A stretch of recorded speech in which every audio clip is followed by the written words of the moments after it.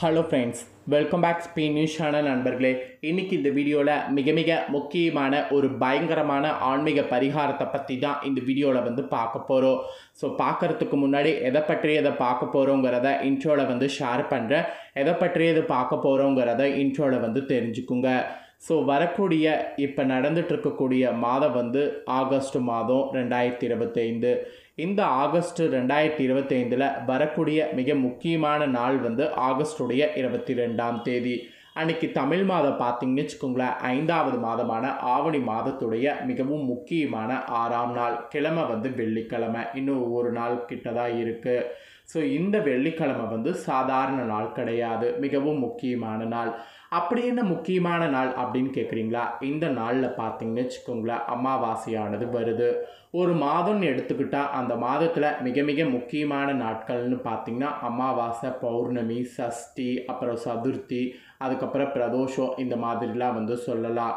இதில் வளர்பிறை, தேய்பிறை இந்த மாதிரி பார்த்திங்கன்னு வச்சுக்கோங்களேன் மாறி மாறி வரும். இதில் அமாவாசை, பௌர்ணமி தான் ரொம்ப முக்கியம்.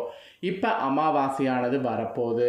வரக்கூடிய இந்த அமாவாசை ஆவணி மாதத்தில் வரக்கூடிய அமாவாசை, அதுவும் வெள்ளிக்கிழமை வரக்கூடிய சுக்கிர அமாவாசை. இது ஒரு சாதாரண அமாவாசை கிடையாது, ரொம்பவே பயங்கரமான அமாவாசை. இந்த அமாவாசை வருவதுடைய சிறப்பையும், அமாவாசையில் முறையாக விரதம் இருந்து செய்ய வேண்டிய அந்த முக்கியமான விஷயங்களையும் இந்த வீடியோவில் ஷேர் பண்ண போகிறேன். ஸோ வீடியோ பார்க்கக்கூடியவங்க வீடியோவை ஸ்கிப் பண்ணாமல் பாருங்கள். அப்போ தான் அமாவாசையில் செய்ய வேண்டிய அந்த விஷயங்களெல்லாம் தெரிஞ்சு அதெல்லாம் செய்து பயனடைய முடியும். ஸோ வீடியோவை ஸ்கிப் பண்ணாமல் பாருங்கள். அப்போ தான் முழுசாக என்ன நான் சொல்கிறேனோ அதை தெரிஞ்சுக்க முடியும். ஸோ வாங்க ஆவணி அமாவாசையை பற்றி இந்த வீடியோவில் பார்க்கலாம். மெயினாக விரதம் இருந்து செய்ய வேண்டிய விஷயத்தை பற்றியும் பார்க்கலாம். அதுக்கப்புறம் மற்ற இதை நான் உங்களுக்கு அடுத்தடுத்த வீடியோவில் ஷேர் பண்ணுறேன். இந்த அமாவாசையில் என்ன சமைக்கணும், என்ன சமைக்கக்கூடாது, என்ன மாதிரியான பரிகாரங்கள்லாம் செய்யலாம் அப்படிங்கிறத அடுத்தடுத்த வீடியோவில் ஷேர் பண்ணுறேன். ஃபஸ்ட்டு இந்த ஆவணி அமாவாசையுடைய சிறப்பை பார்க்கலாம் வாங்க. ஆவணி அமாவாசை பிற்பகல் 1:23 மணிக்கு தான் நாம் அந்த படையல் போடுறத பண்ணணுமா. ஸோ ஏன்னா அந்த நேரத்தில் படையல் போடும்போது அந்த படையலை டைரெக்டாக அவங்க ஏற்றுக்குவாங்க என்பது சொல்லப்படுது. அப்புறம் இந்த நாளில் தர்ப்பணை விடுவதற்கு நீங்கள் பார்த்தீங்கன்னு வச்சுக்கோங்களேன், ஃபஸ்ட்டு யாருடைய ஆசீர்வாதத்தை பெறணுன்னா குலதெய்வத்தை வணங்க வேண்டும்.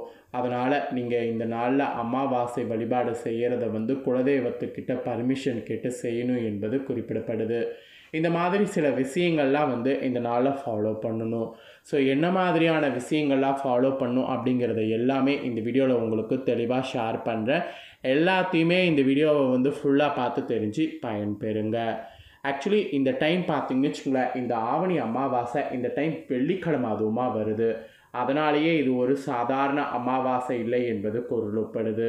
ஸோ வெள்ளிக்கிழமை வரும்போது அந்த அமாவாசை சுக்கிர அமாவாசை என்று அழைக்கப்படும்.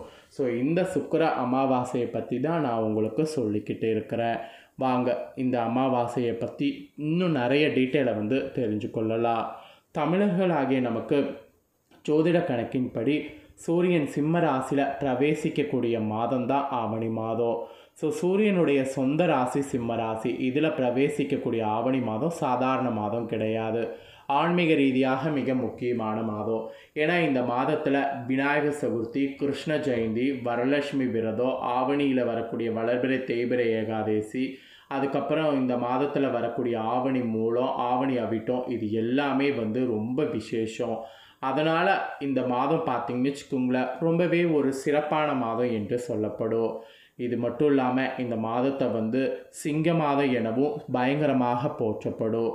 இப்பேற்பட்ட இந்த மாதத்தில் வரக்கூடிய பௌர்ணமி ஆகட்டும், அமாவாசை ஆகட்டும், இதுவும் மிக சக்தி வாய்ந்த நாளாகவும் மிகவும் முக்கியமான ஒரு நாளாகவும் சொல்லப்படுது.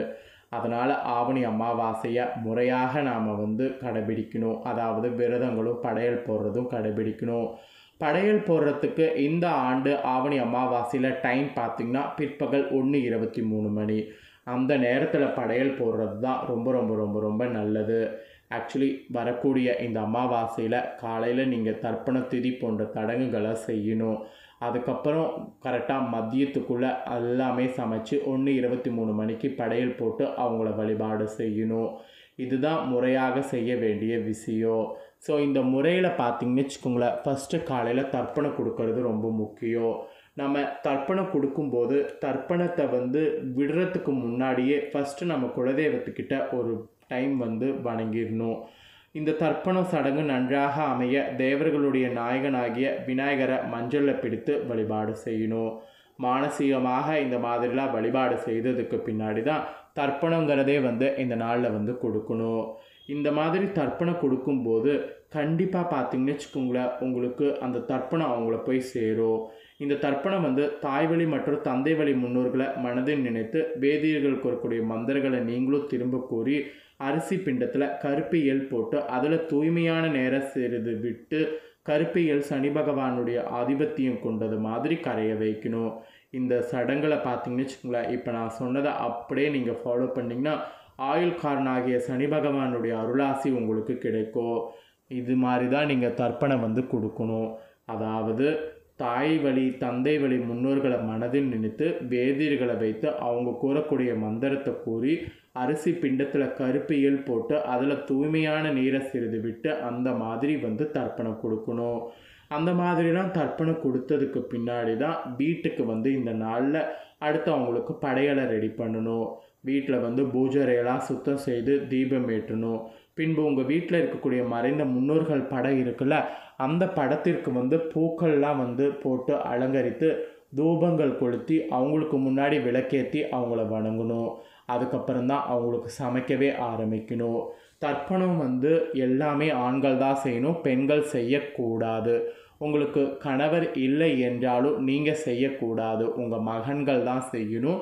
தயவு செய்து பெண்கள் தர்ப்பணம் கொடுக்காதீங்க. இப்போ டெக்னாலஜி வளர்ந்த காலத்தில் நாங்கள் கொடுத்தா என்ன, யார் கொடுத்தா என்ன, நாங்கள் கொடுப்போம், எங்களுக்கு நல்லா தான் இருக்குது அப்படிங்கிற மாதிரி நீங்கள் பண்ணுறீங்க. அப்படி பண்ணுறதுனால ஃப்யூச்சரில் உங்களுடைய வாரிசுகளுக்கு தான் அது ப்ராப்ளம் க்ரியேட் பண்ணும். எல்லாமே ஒரு கால வரையறை அந்த காலத்தில் முன்னோர்கள் வகுத்திருக்காங்க. அதற்கேற்ப செயல்படும் போது தான் கரெக்டாக நமக்கு பலன்கள் கிடைக்கும். அந்த மாதிரி செயல்பட்டதுனால தான் அவங்க ரொம்ப ஆரோக்கியத்தோடு செல்வந்தர்களாக இருந்தாங்க. இப்போலாம் அந்த மாதிரி யாரும் செயல்படுறது கிடையாது. அதனால் நிறைய உடல் ரீதியாக பாதிப்புகளை சந்திக்கிறோம். அந்த மாதிரி பாதிப்புகள் சந்திக்கக்கூடாதுங்கிறதுனால தான் இந்த முறையில் நான் சொல்கிறேன். ஆவணி மாதத்தில் சுபம் மற்றும் தெய்வீக காரியங்கள் செய்வதற்கு சிறப்பான மாதமாக பேசிக்காகவே இருக்குது. அதில் ஆவணி மாதத்தில் வரக்கூடிய அமாவாசை தினத்தில் நான் சொன்ன முறையில் தர்ப்பணம் சீர்திருத்தம் தந்து முன்னோர்களை வழிபட்டால் வீட்டில் கஷ்டநிலை நீங்கி சுபிட்சங்கள் பெருகும். அதனால் இந்த முறையில் பார்த்திங்கன்னு வச்சுக்கோங்களேன், வழிபாடு செய்ய வேண்டும். ஆக்சுவலி இப்போ நான் சொன்னதில் பார்த்திங்கன்னு வச்சுக்கோங்களேன், உங்களுக்கு ஒரு ஐடியா கிடச்சிருக்கும் இந்த அமாவாசையில் என்ன பண்ணலான்னு. ஸோ உங்களுக்கு இன்னும் டீப்பாக எக்ஸ்பிளைன் பண்ணுறேன். டீப்பாக என்னங்கிறத தெரிஞ்சுக்கோங்க. அதாவது பார்த்திங்கன்னு வச்சுக்கோங்களேன், ரொம்ப சிம்பிளாக நான் சொல்கிறேன். என்ன சொல்கிறேன்னா, நீங்கள் ஒன்றும் பண்ண தேவையில்ல. இந்த நாளில் பெண்கள் வீட்டில் பூஜை அறை வேலையை அப்புறம் சமையல் வேலைக்கான ஏற்பாடுகள் பண்ணுங்கள். ஆண்கள் தர்ப்பணம் கொடுங்க. அதுக்கப்புறம் ஆண்கள் தர்ப்பணம் கொடுத்துட்டு வந்ததுக்கு பின்னாடி வீட்டில் மற்ற வேலைகள் செய்யுங்க. அதே போல் பெண்கள் சமைச்சதெல்லாம் கரெக்டாக படையெல்லாம் போட்டு முன்னோர்களை வழிபாடு செய்யுங்க. படையல் போடும்போது 3, 5, 7 அந்த மாதிரி இலைகள் போட்டு போடணும். போட்டதை படைத்ததுக்கு பின்னாடி ஃபஸ்ட்டு காகத்துக்கு வைத்துட்டு அதுக்கப்புறமேட்டு தான் நீங்கள் சாப்பிட்ணும். இந்த ப்ரொசீஜர்லாம் உங்களுக்கு ஆல்ரெடி தெரியும், நான் சொல்லுங்கிறது அவசியம் இல்லை.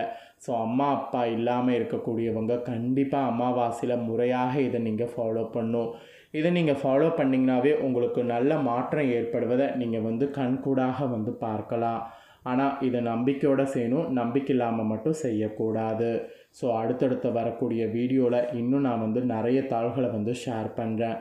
அதாவது அமாவாசையில் என்ன மாதிரியெல்லாம் பரிகாரம் பண்ணணும், என்ன மாதிரியெல்லாம் சமைக்கணும் அப்படிங்கிறத எல்லாமே ஷேர் பண்ணுறேன்.